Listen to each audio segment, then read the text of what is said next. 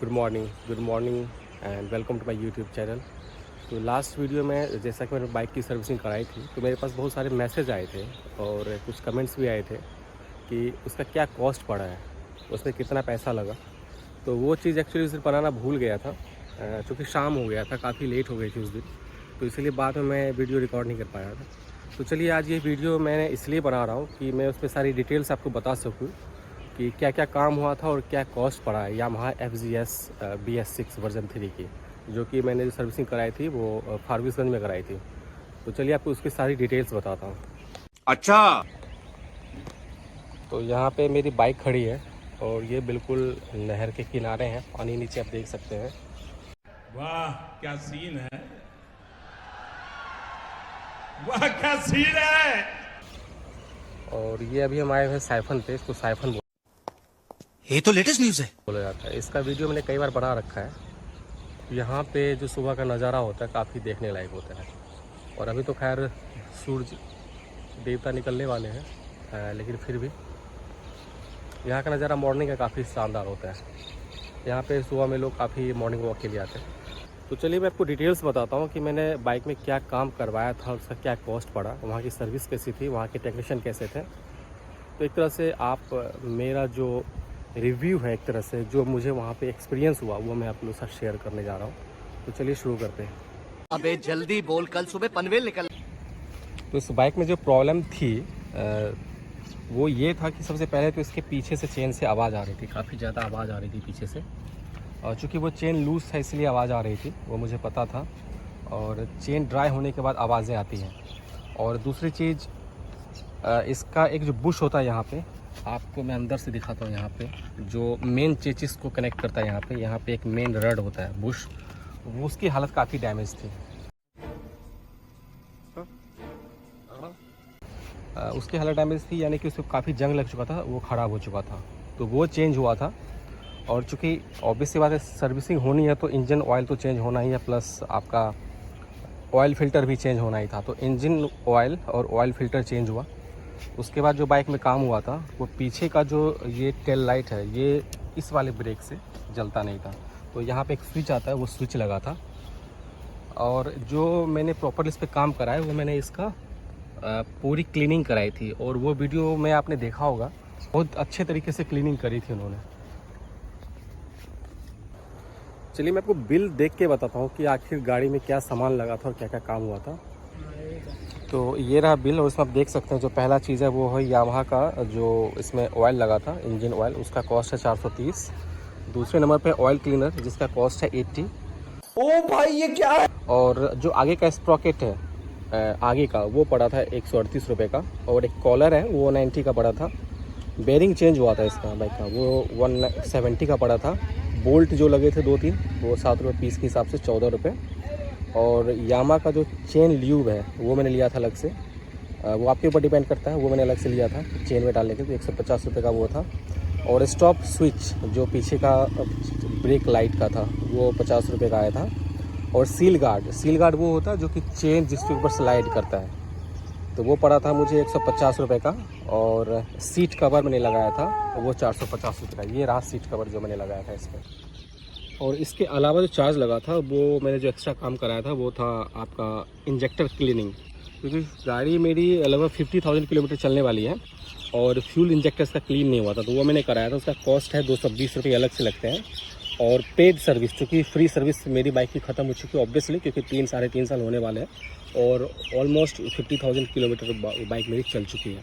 तो अब जो भी सर्विसिंग होती है पेड होती है, तो पेड सर्विस इंक्लूडिंग वॉशिंग, उसका कॉस्ट पड़ा था 420। तो टोटल जो कॉस्ट आया 2577 रुपये 20 पैसे। अरे हाँ भाई हाँ। तो ये मैंने वहाँ पे करा था। तो 2600 सर्विसिंग के हिसाब से आपको काफ़ी ज़्यादा लग रहा होगा, लेकिन चूंकि बाइक में काम ज़्यादा हुआ था, जैसा कि मैंने आपको लिस्ट में दिखाया कि मैं इस बाइक से लॉन्ग टूर करता हूँ, तो इसलिए मैं बाइक में थोड़ी सी प्रॉब्लम होती है, उसको मैं चेंज करता हूँ और बाइक को अप टू डेट रखता हूँ कि मैं किसी भी टाइम में कहीं भी निकलना पड़े तो कोई प्रॉब्लम ना हो। तो अगर आप नॉर्मल सर्विसिंग कराते हैं, जिसमें कि सिर्फ जो इंक्लूड होता है वो होता है सिर्फ engine oil change, oil filter change और नॉर्मल जो एक सर्विसिंग चार्ज होता है वो होता है, तो वो अगर मिला के आप देखोगे तो आपका 1000 रुपये के अंदर आपका सर्विसिंग हो जाएगा। लेकिन चूंकि मैंने सीट कवर लगाया, बोल्ट लगा था 3-4, और उसके बाद मैंने बुश चेंज कराया था जो कि मेन चेसिस से कनेक्ट होता है। और उसके बाद जो मैंने जिसमें चेंज कराया था वो स्विच लाइट था। तो मैंने फ्यूल इंजेक्टर भी क्लीन कराया था, चेन ल्यूब लिया था। तो टोटल मिला के कॉस्ट 2600 रुपये के आसपास आया। लेकिन बाइक मेरी सही हो गई। जो भी प्रॉब्लम थी, एक गियर थोड़ा सा हार्ड लग रहा था और क्लच सही से काम नहीं कर रहा था, तो वो सारा भी उसमें सही हो गया। और चूँकि ये तो रही जो बाइक में मैंने काम कराया, जो कॉस्ट पड़ा उसकी बात। अब बात करते हैं जो वहाँ की सर्विसिंग थी, वहाँ के स्टाफ कैसे थे, उनका बिहेवियर कैसा था, वो आपको बता। तो सबसे पहले बात करते हैं शोरूम खुला कब था। जो इनकी टाइमिंग थी वो थी 9 से 9:30 के बीच, जो मुझे बताया गया था 9 बजे खुल जाता है। लेकिन शोरूम जो ओपन हुआ था वो होता 9:45 के आसपास, मैंने वीडियो में बताया था, लास्ट वीडियो में। उसके बाद 15-20 मिनट को सफाई में लगे, फिर इनके स्टाफ नहीं आए थे, जो काम करते हैं वो नहीं आए थे। उनके लिए मुझे इंतज़ार करना पड़ गया आधा घंटा और, यानी कि 10:20 पर मेरी बाइक इनके टेक्नीशियन ने ली चेक करने के लिए कि इश्यूज़ क्या है। तो मैंने उनको इशू बताया कि पीछे गियर चेंज करने के बाद जो क्लच आप छोड़ते हो उसमें कुछ आवाज़ है, वो स्मूथली काम नहीं कर रहा है। और दूसरी बात, पीछे से काफ़ी आवाज़ आ रही है बाइक में। तो वो चेक करने के लिए गए। जो पहला टेक्नीशियन था उनका नाम नहीं मुझे पता, और जब वो चेक करके वहाँ से आ रहा तो बोलता नहीं सब कुछ सही है, कोई दिक्कत नहीं है। तो मुझे पता था क्योंकि बाइक मैं चलाऊँ तो मुझे पता है क्या इशू है। तो उनको समझ भी नहीं आया। फिर मैंने उन्हें रिक्वेस्ट किया कि लास्ट टाइम जो मेरी बाइक यहाँ पे बनाई थी, एक वसीम भाई हैं, वो सबसे एक्सपीरियंस्ड और सबसे सीनियर है यहाँ पे। मैंने कहा आप उनसे बात कराइए, उनसे मेरा काम करवाइए। तो उनके लिए मुझे वेट करना पड़ गया क्योंकि वो आए नहीं थे। तो वो 11:15 के आसपास आए। तो उस 11:15 में वसीम भाई आए, और आते ही वो कस्टमर लॉन्ज मेरे से पहले मिलने आए और काफ़ी अच्छे से मिले। उनका बिहेव काफ़ी अच्छा है। इवन वहाँ पे जितने भी टेक्नीशियन मुझे लगे उनमें सबसे अच्छा बिहेव इन्हीं का लगा। काफ़ी पोलाइटली बात करेंगे आपसे और काफ़ी आपकी चीज़ों को समझेंगे। तो उन्होंने मेरी बाइक बना रखी थी और चूँकि उनको एक्सपीरियंस है तो मैंने उनको बताया, वो बाइक लेके गए चेक करने के लिए। और जैसे ही चेक करके आए तो उन्होंने खुद ही बता दिया कि बाइक में ये इशू है और ये चीज़ होगा। तो बोले कि ठीक है आप बना दो, अपने हिसाब से अच्छे से बना दो, कोई दिक्कत नहीं होनी चाहिए मुझे। उनको पता था कि मैं लॉन्ग रूट करता हूँ, तो उन्होंने इस चीज़ को सीरियसली लिया और फिर उन्होंने काम करना स्टार्ट करा। बोला कि मैं आपको बाइक बना के दूँगा और आपको थोड़ा सा वेट करना पड़ेगा, और मैं आपका सारा पीछे का जितना भी सिस्टम है, जितना भी व्हील है, सब कुछ मैं खोल के क्लीन कर दूँगा अच्छे से। तो उन्होंने क्लीन कराया अपनी रिस्पॉन्सिबिलिटी पे सब कुछ सही से। और आपने वीडियो में देखा होगा कि क्लीन करने के बाद बिल्कुल जैसे शोरूम से निकलती है बाइक, तो जो कंडीशन होती है रॉकेट की और पीछे के नीचे जो उसका पार्ट्स है वो कितना क्लीन लग रहा था बिल्कुल। तो उन्होंने काफ़ी अच्छे से की, और जो भी सामान लगना था वो लिस्ट मैंने आपको बता ही दिया। तो उनकी सर्विस काफ़ी अच्छी लगी। उनका काम करने का तरीका और चीज़ों को समझना, उनके पास नॉलेज है, तो वो चीज़ों को जल्दी कैच कर लेते हैं कि कस्टमर क्या कहना चाह रहा है। तो बाइक मेरी अच्छे से बन गई और मैं बिल्कुल सेटिस्फाइड हो गया। लेकिन चूँकि वहाँ पे कस्टमर्स काफ़ी दूर से आते हैं, इवन नेपाल से भी कस्टमर्स इस शोरूम पे आते हैं, क्योंकि वो जो फारबिसगंज है वो इंडिया और नेपाल के बॉर्डर का एरिया है। चूँकि जोगबनी वहाँ से सिर्फ 13 किलोमीटर दूर है, तो नेपाल से भी यामाहा की बाइक वहाँ के कस्टमर लेके आते हैं यहाँ पे बनवाने के लिए। तो उनको कस्टमर के बारे में सोचना चाहिए। जो कस्टमर सुबह 8:30 बजे से खड़ा है आपके शोरूम पे और वो शाम को जा रहा है 4:30-5 के आसपास, और आपके पास किसी चीज़ की व्यवस्था नहीं कस्टमर के लिए, एटलीस्ट आप एक चाय तो ऑफ़र कर ही सकते हो। तो ये चीज़ें यहाँ पे मुझे अच्छी नहीं लगी।